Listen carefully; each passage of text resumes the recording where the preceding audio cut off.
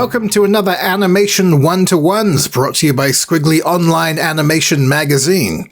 I'm Ben Mitchell, Editor-in-Chief at Squiggly, chatting this episode with Norwegian-born director Torill Kove. Presently based in Canada, Torill has created such films as the Oscar-winning The Danish Poet. Her latest film, Maybe Elephants, produced by the National Film Board of Canada and Mikrofilm, is rooted in family, memory, and the fallible nature of both. In anticipation of the film's screening at this year's Annecy Animation Festival, Squiggly were delighted to catch up with Torill and hear more. So let's get to it. So I think I spoke to you last about 10 years ago. Mm-hmm.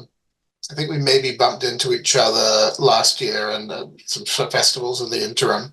But yeah, it'd be nice to see, because at the time we talked about me and my Moulton. Yeah, that's right. We made another film since then, Threads, which we didn't talk about. And I was wondering maybe we could start by kind of talking a bit about that project and kind of catching up with, So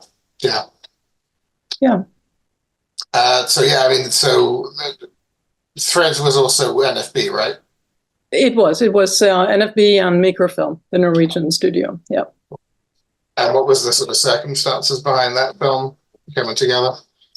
It started out with me wanting to try to make a film without a voiceover. I just kind of felt like doing something different. I started working on it pretty quickly after me and my Moulton. And I always have this when I finish a film, I just want to do something quick and dirty. And and I thought, okay, well, I'll try doing this time, just using images. And then I also had this, my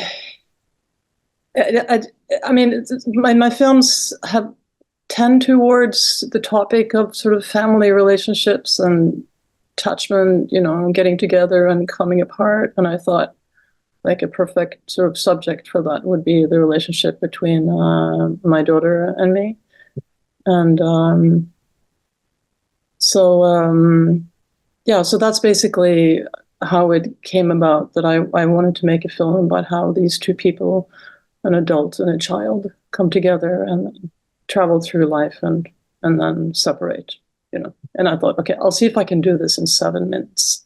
Yeah. And I think originally too, there was a thought that this would have something to do with adoption, and that seemed natural at the time too, because my daughter is adopted. And then something happened along the way where it sort of became less about that, and it became like a more sort of general or observation about more sort of universal aspects of parent-child connections. And and in the end, there was a part of me when I was making it, I thought I was a little worried that this would not appeal to people who don't have children. And then that turned out to be completely unfounded, because a lot of people have spoken to me about how it made them think about their mother or their father or, other people that they've been closely attached to. So that's kind of it in a nutshell, I think. Yeah. And it was adapted into a picture book. Yeah, it was. Yeah. And a couple of your films have been, right? Actually, all of them have been. Okay. Yeah. And I am, as we speak, working on making less of a picture book, more of a graphic novel about my newest film. So yeah. Yeah, I could see that working quite well in that format. It is. It's a bit of a challenge, because it's not. Because this topic is not exactly for kids, really. So there's a little bit of a target group issue, which I haven't really had before, but I think that kind of comes along with, once you put something into a graphic novel format, you think, okay, well, this is a little bit more adult, but, it's still sort of staying in the young adult really audience or target group. So we'll see. Yeah, I'm sort of interested in adapting from one format to another. And I was kind of interested in that process, with the NFB films, for example. Is that something that they kind of commandeer and do themselves, or do they bring you in to kind of oversee it? Well, they actually have very little to do with it, which has to do with their copyright rules or policies.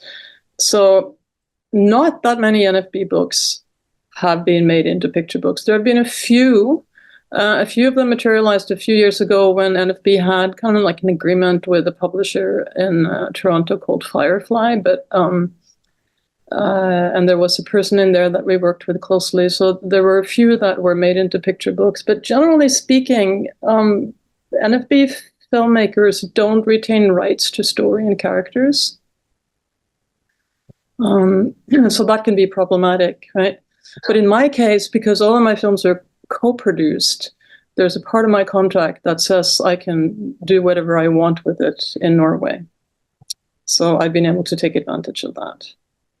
Yeah, it's nice to sort of know that they're amenable, I guess. So with Maybe Elephants, I think the first thing that kind of struck me about it was certain, I guess, shared traits to Me and My Moulton. Yeah. Then also some thematic ties to threads as well, in terms of like mother-daughter.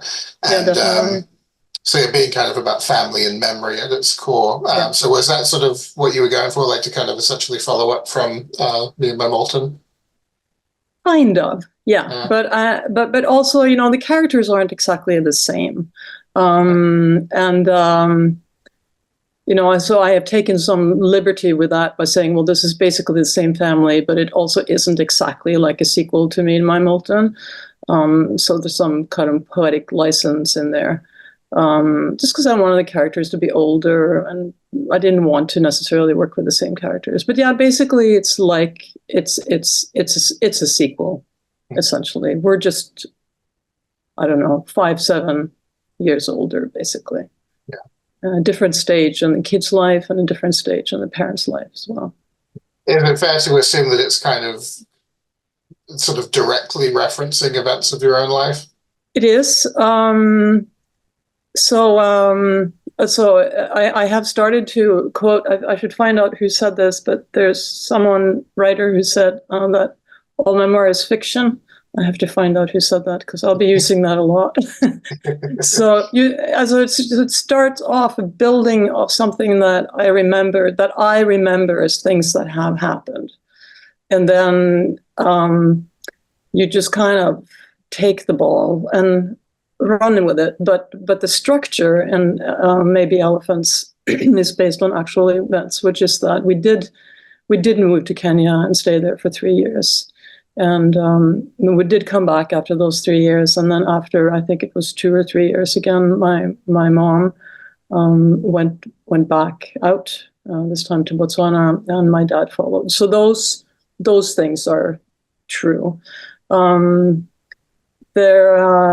then there are other parts that are just loosely based on things that happen, like the safari camping event that went awry, for example, is also based on a real event, but very modified too. Yeah. And you, I guess, essentially kind of play yourself, but rather the main narrator of the film. Yeah. Is this the first film you've done Perform the Notion for?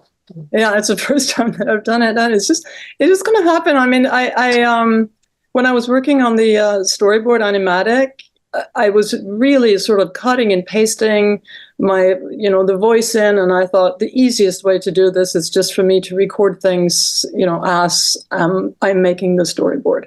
And for the first time, and I've done that before, but for the first time, this time I thought, oh, it actually doesn't sound that bad. I kind of, maybe I should use this. And by the time we got, to the point where we were recording the voice, I mean, it's like the whole team was just so used to it being me, that we decided to just run with that.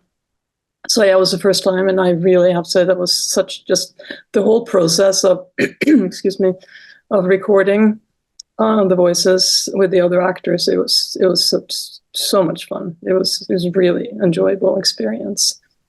It's really something completely new to me, totally out of my comfort zone. It's really fun. Did they do a French language version as well? You know what? I am embarrassed to say that I don't actually know the answer to that. At the moment, we don't have, I mean, I know that we don't have one yet. Right. At the moment, we have a version with French subtitles. And I think the making a French version is something that is kind of, I think it's still being discussed. And I think one of the reasons for that is that we will be using, for international screenings, we'll be using the Norwegian version a lot. I don't know if you've seen that one or if you saw the English one. I've seen the English language screening, yeah. Yeah, so we have two versions now that we're kind of using interchangeably, and I think there's a building consensus that will just be what we use for other languages, including the French one. But I could be wrong about this. You know, there are things going on behind me that I don't get all the details, so we'll see. For the story, I imagine it would be pretty emotional, or certainly kind of emotionally kind of ambivalent subject to explore. Yeah. Writing a script based on this. And was there a kind of challenge going through those memories, or was it like cathartic in some respects?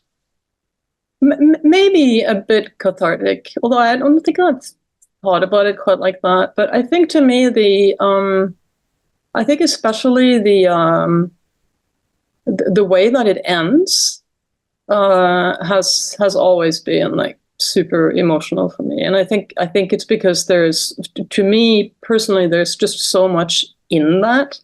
There is, you know, the sense of not closure exactly, but forgiving, and maybe more importantly, kind of realization of understanding my mother. And all of that, I think, is something that, you know, it's an understanding that I didn't have when I was the age, you know, of 19, 20, 21, or even a lot older, actually. But I think I think it's just something that has grown and kind of grown into this ability to sort of hold two family narratives in my head at the same time. You know, one where everything wasn't maybe the way that I could have wished. I wished that I had a closer relationship with my parents as I became an adult, that they were, you know, a bigger part of my life.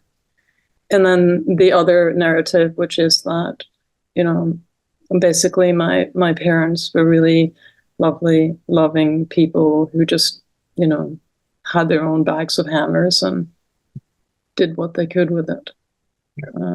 Yeah. Yeah, it's an interesting thing, sort of, and I think everyone probably watching would be able to find something in, you know, their relationships with their families that it kind of corresponds to in some way. And the duality of it, like, it's not, you know, in the depiction in the film, it's not like a family in chaos. No, not at all. Uprooting. Yeah. And yeah, it was also the writing, I thought, was really sort of considered. Like, you get these little sort of touches, I think, in the narration that perhaps speak to these minor resentments about the circumstances. But the mother isn't portrayed as a cruel person, but there's that sort of confusion about, like, exactly. what the motivations are. Yeah. And yes, I think to me, what it kind of really reminded me of is like being a certain age, being younger, being a teenager, and you think, okay, when I'm their age, I'll get what it is. Exactly. And then I'm you know, that age now, you know, and I'm like, oh, I get some of it. And then some of it I'm still a bit confused about. But yeah, it kind of takes a lifetime.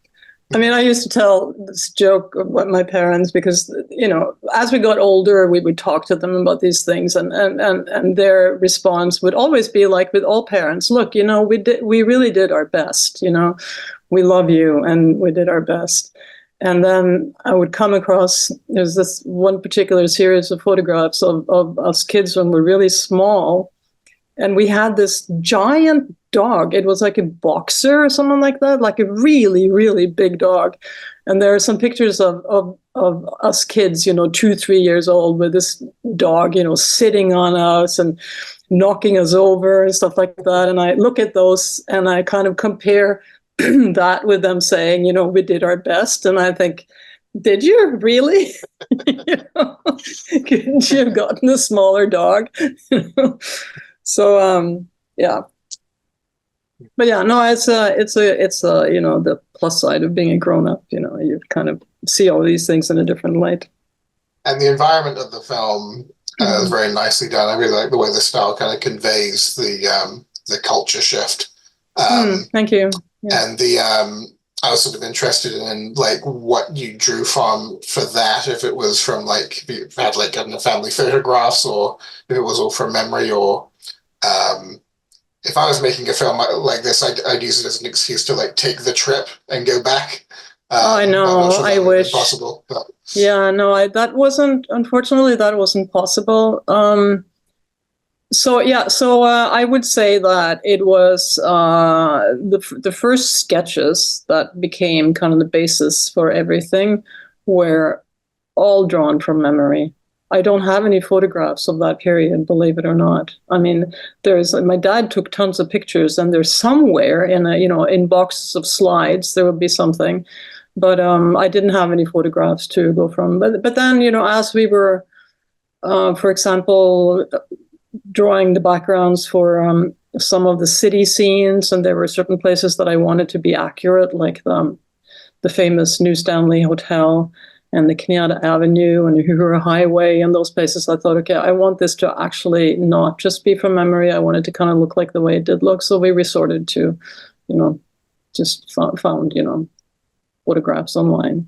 It was like incredible Pinterest places with images from Kenya from the 60s and 70s. And all of those are really helpful, just to sort of get an idea what things look like. Yeah.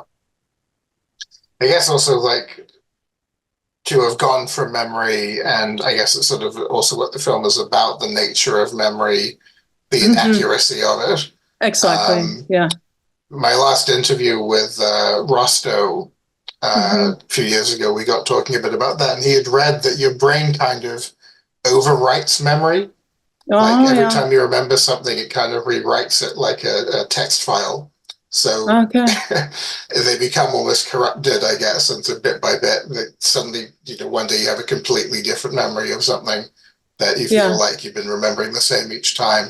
Right. And I think, but I think what the film does really nicely is it kind of affirms that the weight behind the memory is kind of the important thing. Rather than the details. And I think that scene that's kind of summed up again at the end with the mother shooing away the elephants, and everyone's impressed, but maybe that didn't happen. But it becomes quite telling, I think, as far as how we want to remember things, how we want to remember people. You know? Yeah, exactly. Yeah, I mean, you've got all of these memories, and you write your story accordingly, you know, to how you would like it to be. And I think sometimes you do that consciously, and I guess other times very unconsciously. But the bit about, you know, whether those were actually elephants in the campsite or not is still kind of, to me, an unsolved mystery, because that is honestly what I remember. And I haven't actually run it by my sisters yet, if that really happened. So this is because I just kind of wanted to leave it like that while I was working on it. I thought, okay, this is like a memory that may or may not be a memory. I have a feeling it's not, because it's just kind of unlikely that it would happen. And I think it's kind of tied in with, I mean, I was deathly afraid of elephants when we were out driving on those little roads. They were scary animals. So I think there was a combination of me being afraid of elephants and me always finding my mother to be incredibly brave in all these situations. I mean, she just kind of knew how to do everything, you know? And I think I just sort of decided that, well, if there were elephants, she would get rid of them. That's what she would do, you know? Absolutely. Yeah. It's an interesting point about the sisters, and, you know, because within the film, it's actually refuted. But I guess not in real life, but having been, I guess, sort of, because that's a component of Moulton, I guess, as well, sort of the sibling relationship and so. In terms of their impressions of the films you've made, I was sort of interested in that, and yeah, your take on these stories that they were a part of. But I guess for this film, then, if they haven't yet seen it, they haven't seen it yet. Yeah, they're going to see it they're going to see it at a festival in Norway and beginning of, or at the end of June. So that'll be exciting. But by and large, I mean, they're very, I mean, I was super careful with this story because I wanted to, because it is sort of puts our mom in a light that I thought maybe they would not be so fond of. So they saw an animatic at some point. So they I mean, they know the story, but they just said, look, you know, it's fine. They just kind of said, well, we know you're not going to do anything mean, you know, it'll be okay. Yeah. And I think even with like all kind of things sort of considered, the aspect of what drives, you know, the decisions that the mother makes, I guess specifically the kind of cloud that descends, I think that's something that, you know, especially in this day and age, people are pretty receptive to, and they kind of get it a bit more. I think there's a lot more conversations about mental health and, you know, falling into those kind of fugues. And I think that's, I thought that was presented, you know, very tactfully in the film. Thank you. Yeah. I was also curious, production-wise then, and as you sort of mentioned before, you work with Mikrofilm and the NFB in tandem, and that's sort of becoming more and more common with NFB projects as they'll you know, be paired up with various international studios and production houses. And I'm always kind of interested in the relationship between each and what each sort of brings to the film, I suppose, and what each sort of what the strengths are of each. So I remember last year we came and we saw them do the sound at the NFB. So I imagine they kind of took that, for example, but sort of just in other aspects. They didn't actually do the sound at the NFB. We did music. Well, first of all, So first of all, I mean, for both the National Film Board and Norwegian funding agencies, sort of funding policies, the project is kind of split, you know, 60-40, 55-45, something like that, you know, very close co-production. And Canada has certain requirements to how much Canadian personnel there has to be, and Norwegian has their rules. So that's pretty much how things got split up. So we did, as far as the production, we did the animation in Montreal with an animation team there. And then we did the art direction, it's like backgrounds, coloring, compositing, or at least most of the compositing took place in Norway. So we had this kind of, and of course we were doing both animation and coloring and backgrounds all at the same time. It was just all a big soup basically at some point. But we worked really closely together. I mean, we would have meetings twice a week often during the production, and I would, you know, during periods, I would speak to the art director, I mean, almost on a daily basis. And I think that it was a really successful co-production in that sense. You know, it was a really nice group of people. Everybody got along. Everybody wanted the best for the film. There was like really few disagreements about things. It really was kind of like a dream project in that sense. And then in terms of post-production, we did the music recording in Montreal, but we did the mix in Norway. And I think grading was done in Norway too. So, I mean, it's kind of a strange thing to say, I guess, but it didn't actually feel like a co-production. It felt like we just happened to have a big team that was divided into two countries.